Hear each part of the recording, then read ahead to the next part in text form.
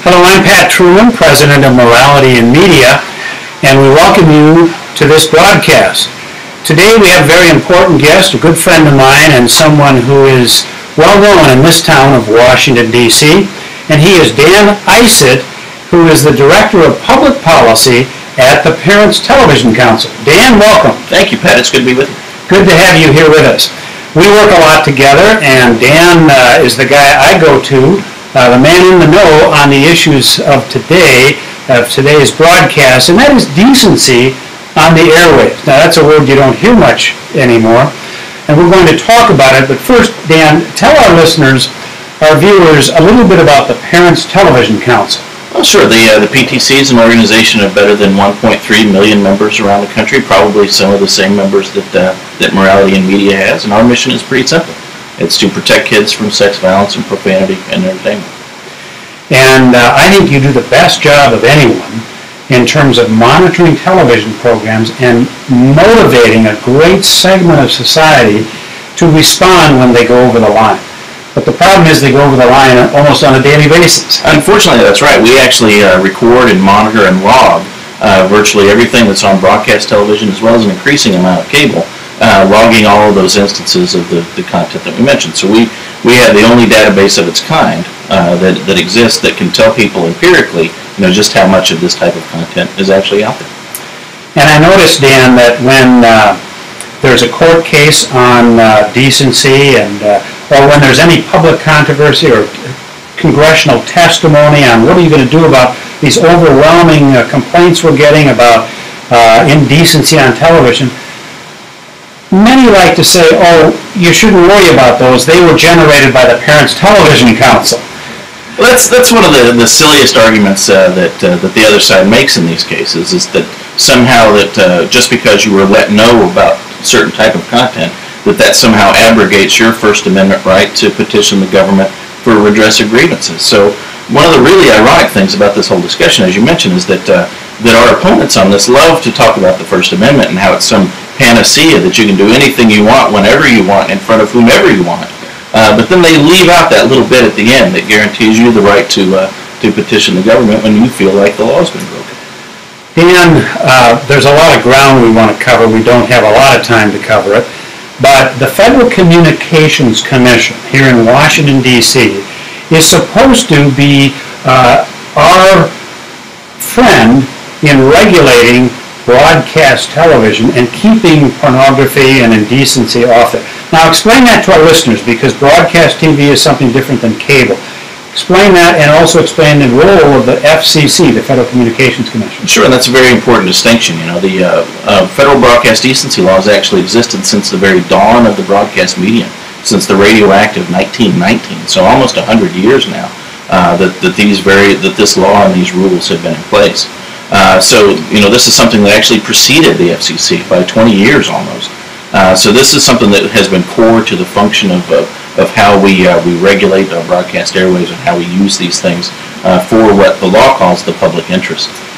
So the term the public interest is actually used somewhere around 155 times in the law that created the FCC. So it was clear what Congress had in mind, that these airwaves that we all own should be a benefit to everybody, and that includes children and families.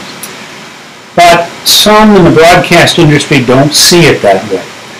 You were involved in a court case. Morality and Media was there as well with you. We always consider ourselves a partner with Parents Television Council. Tell us a little bit about this court case. It just got a ruling here this year. Well, it went on for almost 7 years and had to deal with a couple of different instances of profane language and a couple of other, backside nudity in the presence of a child that was on NYPD Blue. And both of these cases went back almost 10 years. They were from 2002, 2003. So it gives you some indication of just how long it takes for these things to wind their way through the courts.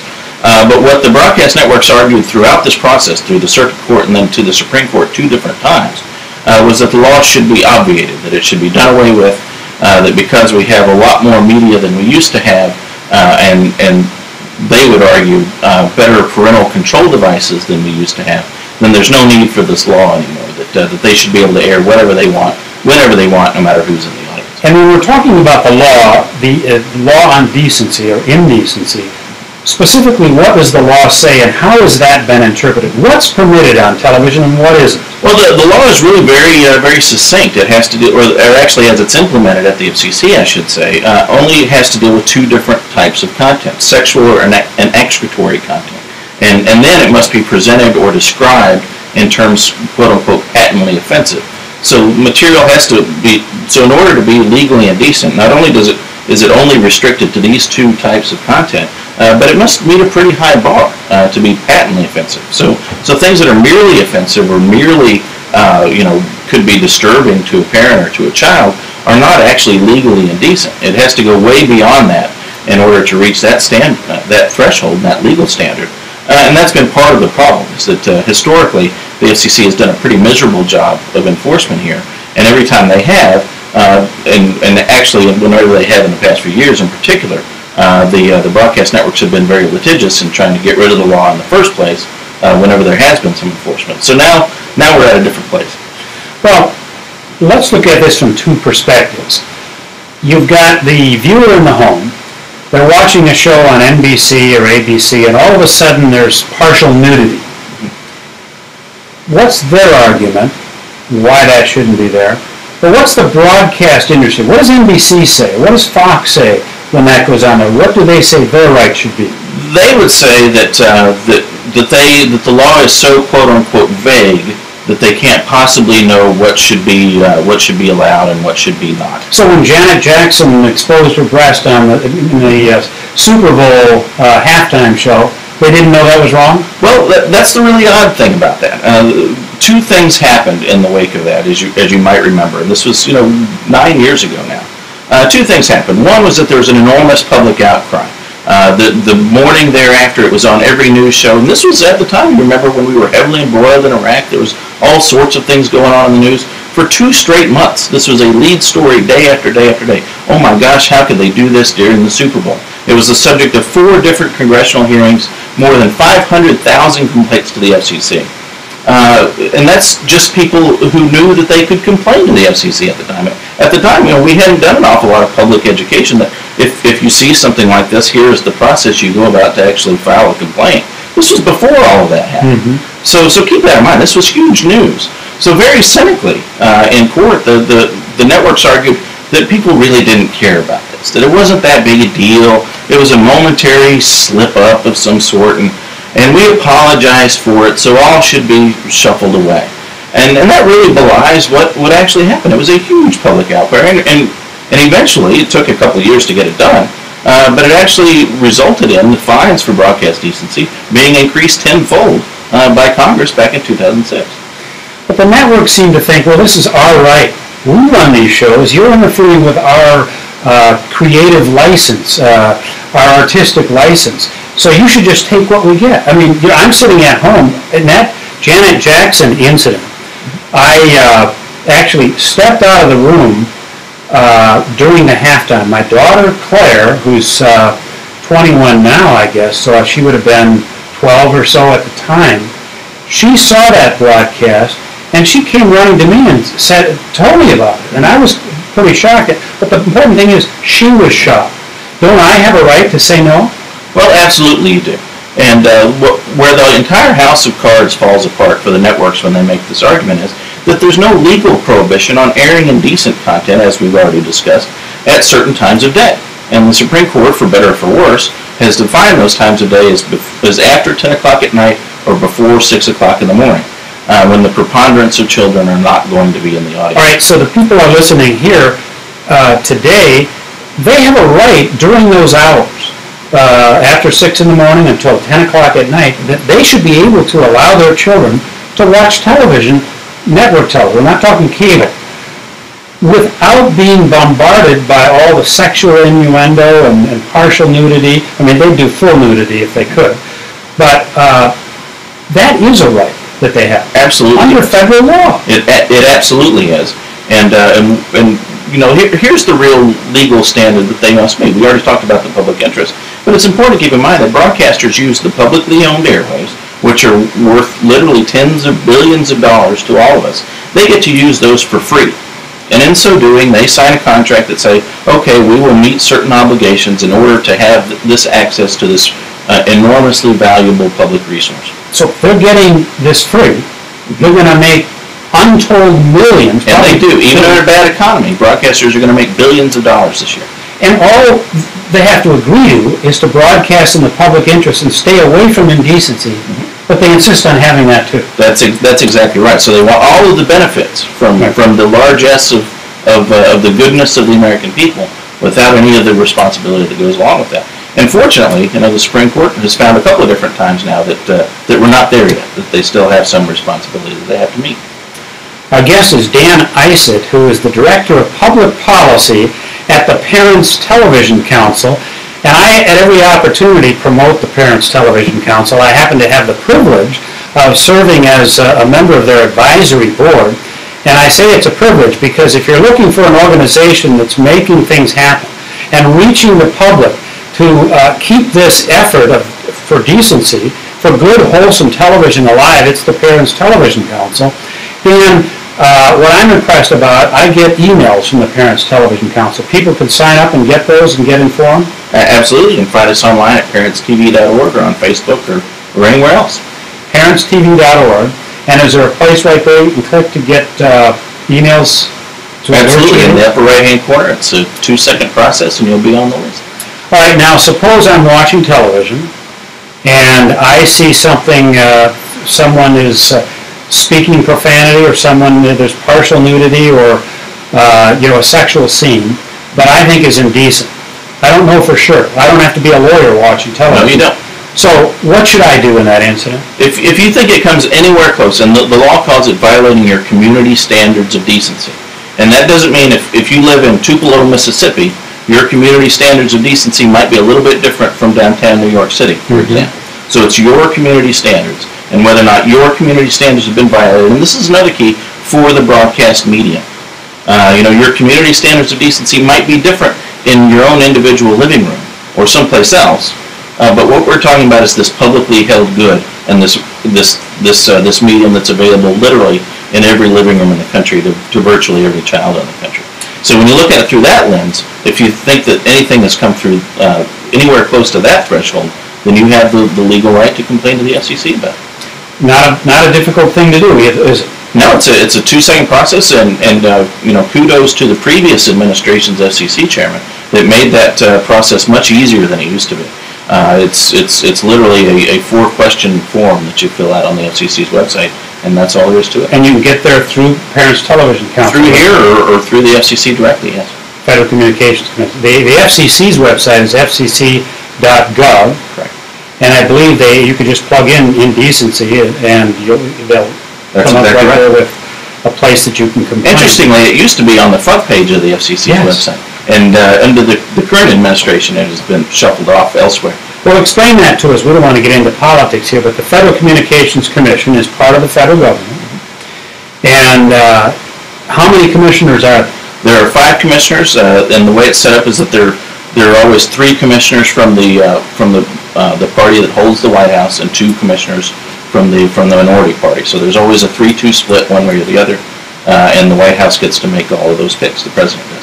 Well, what's troubling you about television now? What are you seeing out there as a trend on television that people should be concerned about? Well, we actually just put out a mini-study about this just a couple minutes ago, and you've mentioned this a couple of times, is the issue of pixelated, partial-type nudity.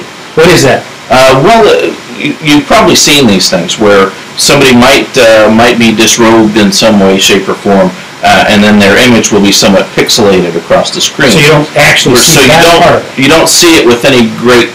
It's a diffuse image. But it still might be a naked woman. It certainly will be. It will be a naked woman. And it's certainly represented as that, even if.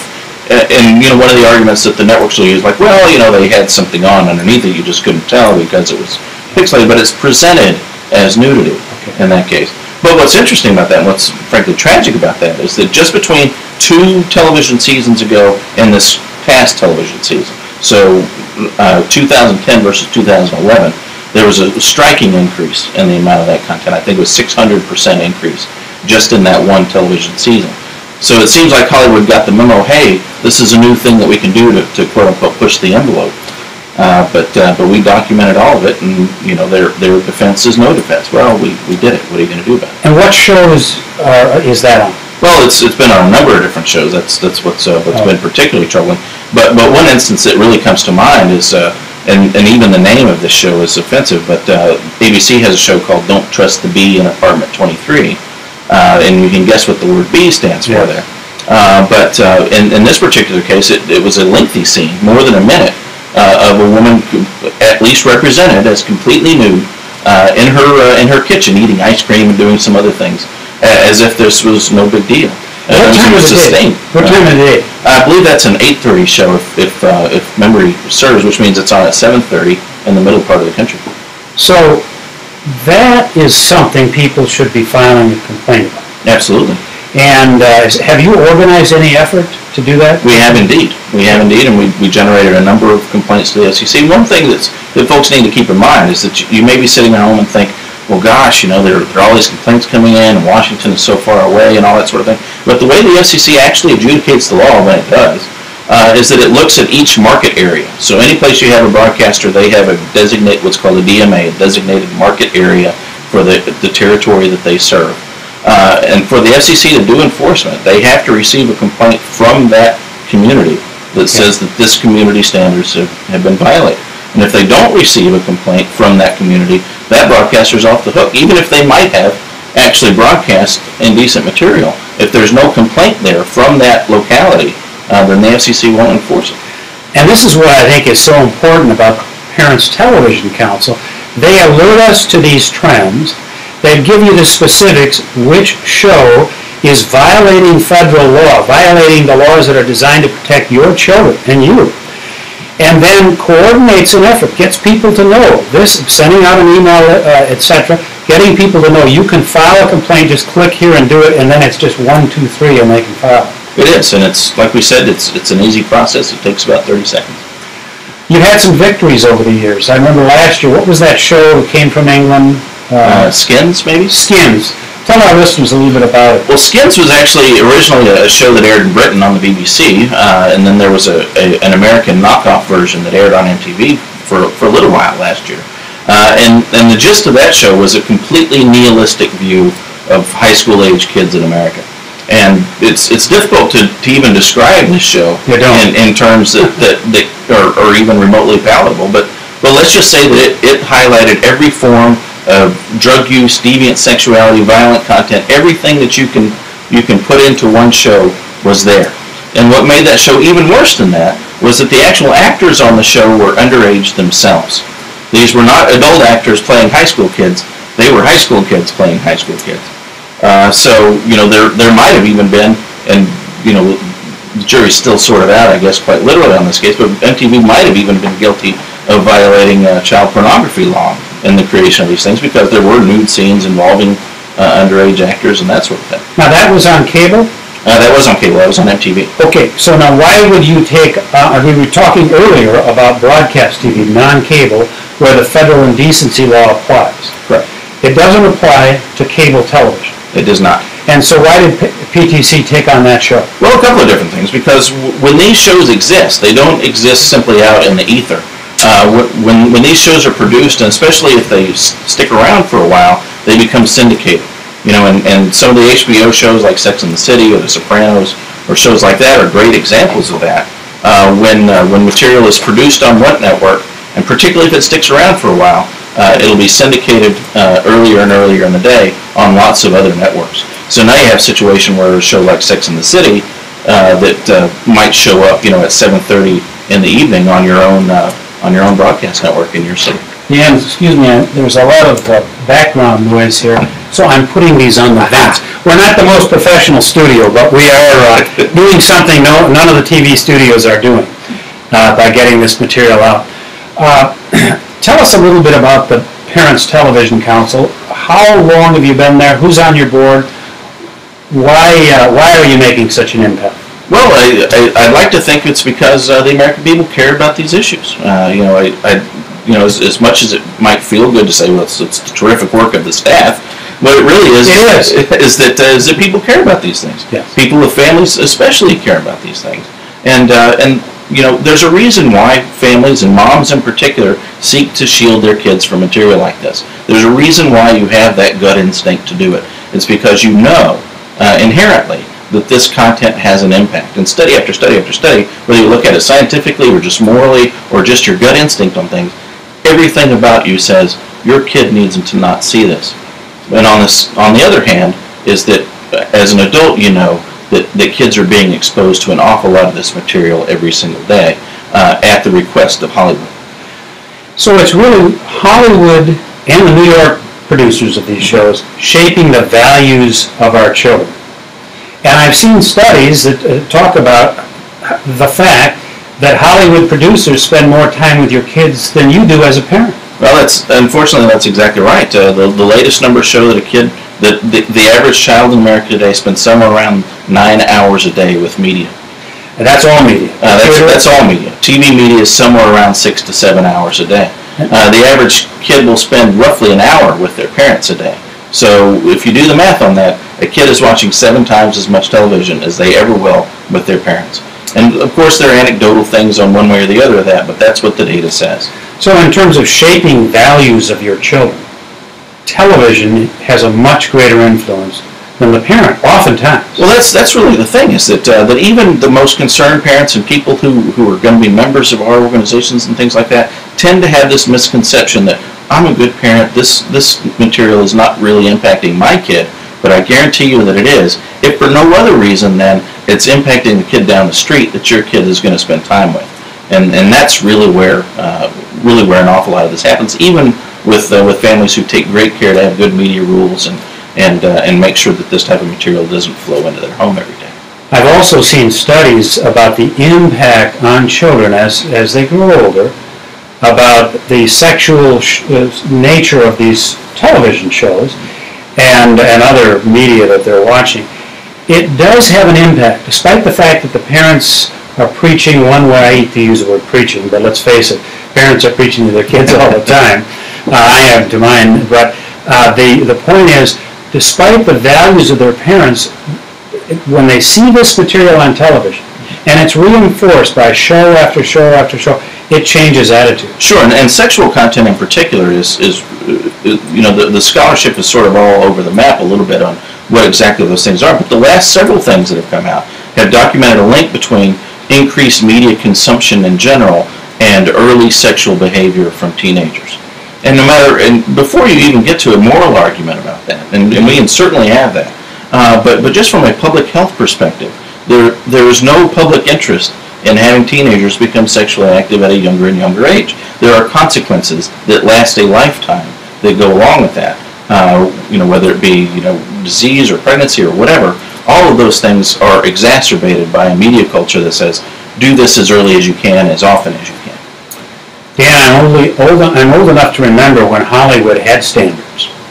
What's changed? Well, that's really literally the $64,000 question. Is that and I don't want to throw the entire community under the bus. There are people in Hollywood who are doing good things, sure, and they are to be commended.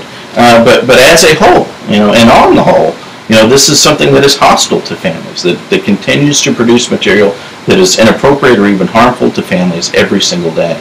And that's really what the problem is. As far as what's changed, I think that's anybody's guess. I think that somewhere along the line, the number of people who cared about the impact they were having got outweighed by the people who didn't care about what impact they had. It's the public not responding as they should, and that's why I think Parents Television Council is so important. We don't have to take everything that Hollywood puts out.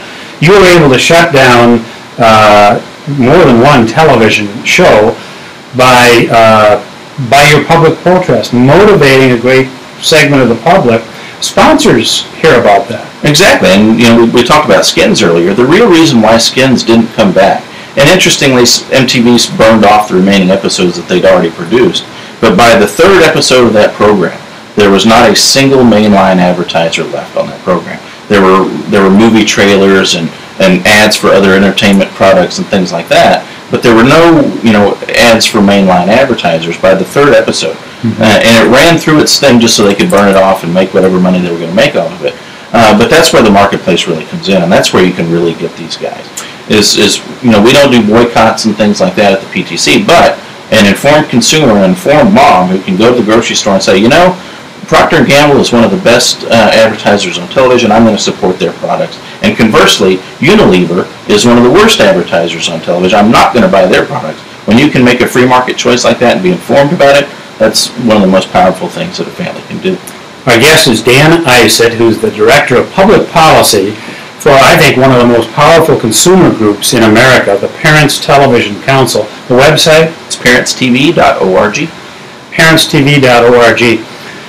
Dan, the Federal Communications Commission, which we talked about earlier, hasn't really done its job in responding to the public complaints and punishing these networks for putting indecent material on television. How would you change that? Well, in D.C., personnel is policy, as they say, and unfortunately, explain that. Well, the people who are in positions to make policy are the most important cogs in the wheel of Washington. So, in a certain respect, it doesn't matter what the law says; it matters who's implementing the law. And unfortunately, for the past several years, we've had an FCC chairman who's talked a lot about this issue, but hasn't done much of anything about this issue. And with an election coming up next week, and either way, there will be a new chairman of the FCC. The chairman doesn't stay through the second term if there's a second term, and obviously if there's a Romney presidency, there will be a new person in charge of because the FCC. He'll appoint the chairman. Because he will appoint a new chairman. All right, now how many members of there's 5 commissioners. There are 5 commissioners. Just 5. Correct. Make this difference. That's right. And really, in real terms, it's almost solely up to the chairman, because the chairman gets to put whatever's going to be on the docket, whatever the full commission is going to look at, all goes through the chairman's office. So one way or another, whether it's Obama that's elected or Romney, will have a new chairman. We will. How would you influence the president in appointing the right person? Well, I think there are a couple of different things. One is that you have to make inroads with both camps to make sure that they know that the American people are deeply concerned about this. And also, the FCC chairman has to be confirmed by the United States Senate. So if they have to be confirmed by the United States Senate, we can all play a role. That's exactly right. And especially if your senator happens to be on the Commerce Committee, which oversees the FCC and will have the hearings to confirm the new chairman, then they're in a unique position to be able to have influence on who the next FCC chairman is going to be, and to hold them accountable once they're there. Now, once they're there, where does the PTC come in? Well, a lot of different places, I think. One is that there's always congressional oversight. There's always holding these people feet to the fire through the legislative process. But outside of that, there's also this public pressure. The idea that these people are public servants, although they're appointed in this particular case, they have an obligation to fulfill their duty to uphold the law, and they can't get away from that. What's stalled out some enforcement is the fact that we've had all these court cases that have gone on for years. Now all of those are disposed with. Whether or not there will be future ones, we don't know. But for now, there's no legal impediment for the FCC to do more enforcement. All right. I think it's very important that those who care about our society, about decency in society, and that's not a bad word, decent society, that we take steps that we know we can take to uphold the standard of decency in society. And one way we can do that is making sure that what is on for programming on your television, whether it's broadcast or cable television, that you weigh in on this. And I want to encourage you to get involved with the Parents Television Council. It's the website again? ParentsTV.org. ParentsTV.org. And our guest today has been Dan Isett, who is the Director of Public Policy for the Parents Television Council. I'm Pat Truman, President of Morality and Media. We thank you for joining with us today.